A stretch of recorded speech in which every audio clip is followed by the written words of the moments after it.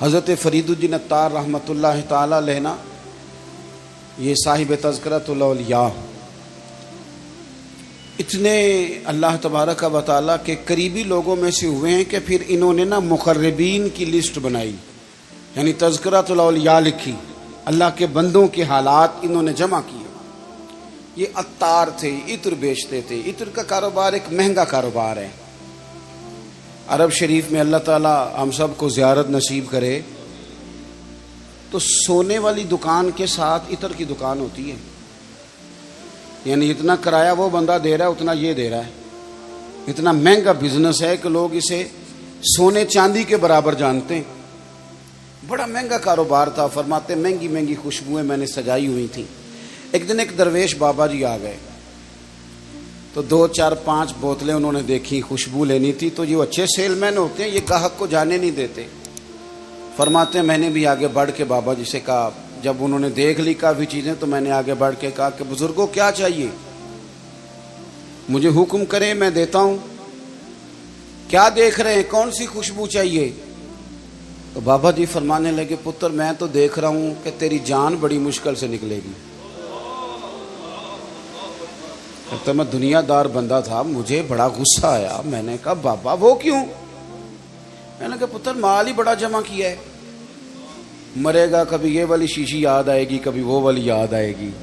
نہیں سمجھ آئی آپ کو بات؟ یعنی کبھی مسلم کمرشل بینک والا اکاؤنٹ یاد آئے گا، کبھی ابھی بینک والا یاد آئے گا، کبھی وہ جو فیصل آباد میں پلاٹ لیا وہ پریشان کرے گا، کبھی لاہور والی سوسائٹی کی فائل ڈسٹرب کرے گی کہ اتنا کچھ چھوڑ کے مر جاؤں، اتنی محنت سے اکٹھا کیا تھا، کبھی وہ پجارو کبھی یہ پجارو۔ اتنا مشکل تو ہم بناتے ہیں دنیا داری۔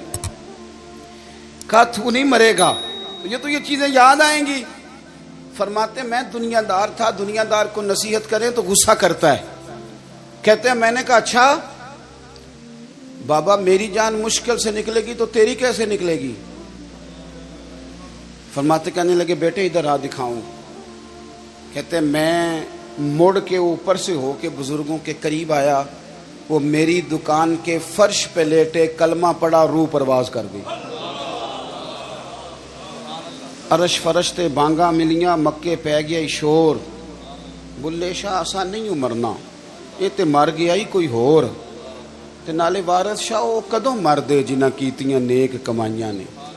اور اقبال کہنے لگے موت کو سمجھے ہیں غافل اختتام زندگی، یہ ہے شام زندگی، پھر صبح دوام زندگی، اس کے بعد تو صبح ہے زندگی کی، یہ تو ایک شام ہوئی ہے بس، اٹھیں گے تو سویرا ہوگا۔ تو کہتے ہیں بابا جی کی روح پرواز کر گئی۔ کہنے لگے پتر میں تو اس طرح جاؤں گا۔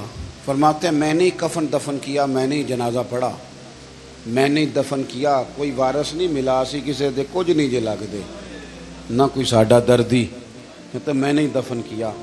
پھر اس کے بعد مجھے مسئلے کی سمجھ آ گئی، پھر بعد میں سمجھ آ گئی مال وارثوں کا ہے، آج بھی وارثوں کا ہے، کل بھی، یہ پکی بات۔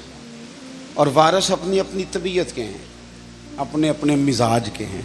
ہو سکتا ہے آپ کا محنت کا مال وہ ہفتوں میں ضائع کر دیں، اپنی اپنی طبیعت کے ہیں نا وارثین۔ ہو سکتا ہے آپ کی بڑی بنائی ہوئی چیزیں وہ چند منٹ لگائیں، گیا سارا کچھ۔ تو بہت سارے معاملات میں اگر ہماری توجہ ہو کہ ہم نے جانا ہے اور ڈائریکشن ٹھیک ہو تو پھر موت کا کوئی خوف، پھر تو تیاری ہے۔ حدیث بخاری دیکھیے گا،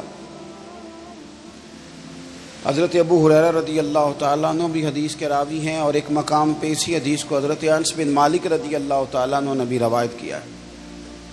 ایک خاتون حضور کی بارگاہ میں آئی اور عرض کی یا رسول اللہ صلی اللہ علیہ وسلم مجھے مرگی کا مرض ہے، یہ بڑا اعصابی مرض ہوتا ہے، جسمانی امراض بھی بڑے مشکل ہوتے ہیں، مرض تو اللہ معاف کرے کوئی بھی ٹھیک نہیں، لیکن یہ جو اعصابی مرض ہے نا، یہ ایک بہت بڑا مشکل مرحلہ ہے کہ آپ کا دماغ کنٹرول میں آ جائے۔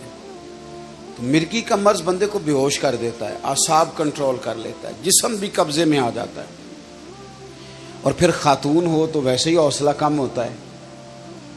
عرض کرتی ہے حضور مجھے مرگی ہے، میں بڑی تکلیف میں ہوں، میرے لیے دعا کر دیں۔ تو حبیب پاک صلی اللہ علیہ وسلم سب کے لیے دعائیں فرماتے تھے، پر آج حضور نے ایک انوکھی بات ارشاد فرمائی۔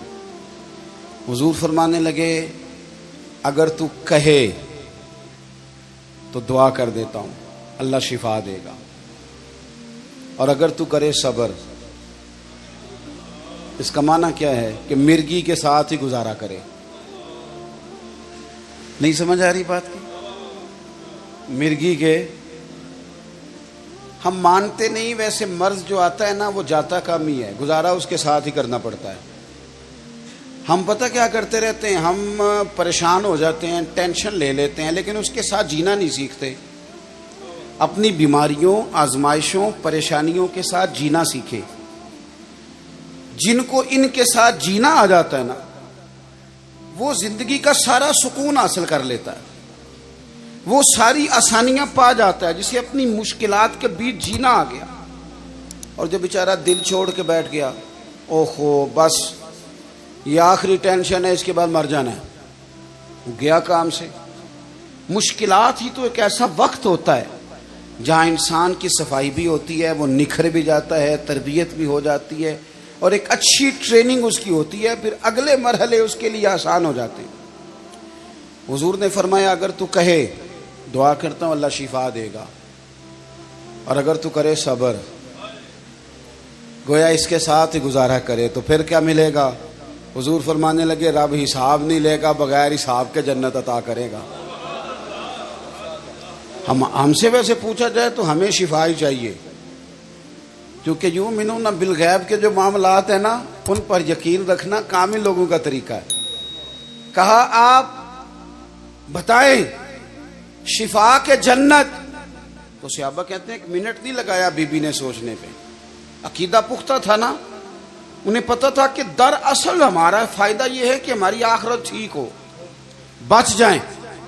فوراً وہ خاتون عرض کرنے لگی حضور گویا تھوڑی سی تو زندگی ہے، میں اس کے ساتھ ہی گزارا کر لوں گی، آپ دعا کر دیں رب مجھے جنت عطا کر دے، مجھے جنت کی ضرورت ہے۔ اس کے تو ساتھ بھی تھوڑا وقت کتنا ہے، وقت کتنا ہے، بس آ گیا اٹھ نہ فریدا سوتیا، اب بس داڑھی آ گئی پور، اگا نیڑے آ گئی، پچھا رہ گئی دور، تے اٹھ نہ فریدا سوتیا، جھاڑو دے مسیت، اوے تو ستیں رب جاگدا، تیری ڈاڈے نال پریت، تے اٹھ نہ فریدا ستیا، خلقت ویکھن جا، او متے کوئی مل جائی بخشیا تے تم ہی بخشیا جا، کچھ کر آگے بڑھ۔ اگلا